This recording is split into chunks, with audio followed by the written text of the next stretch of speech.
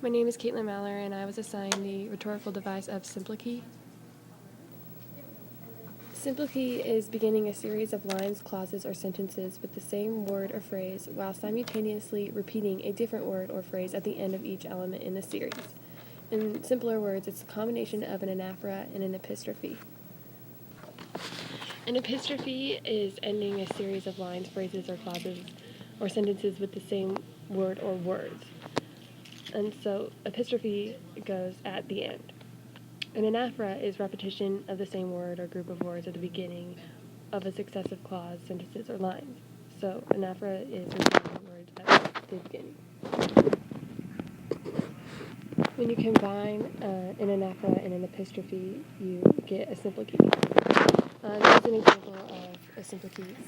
Against yourself, you are calling him. Against the laws, you are calling him. Against the democratic constitution, you are calling him. At the beginning, it repeats the word against, and at the end, it repeats the phrase, you are calling him. It does not matter if it is a phrase or word that is being repeated, as long as it's the same at the beginning and end.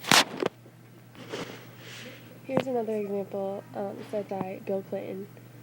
When there is talk of hatred, let us stand up and talk against it.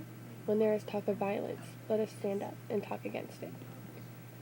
The phrase, when there is talk of, is repeated at the beginning of both sentences, and the phrase, let us stand up and talk against it, is repeated at the end.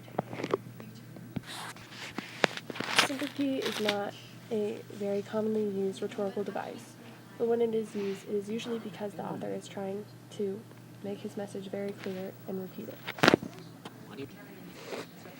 Symploche is a good example of a rhetorical device that combines other rhetorical devices and to be its own separate device.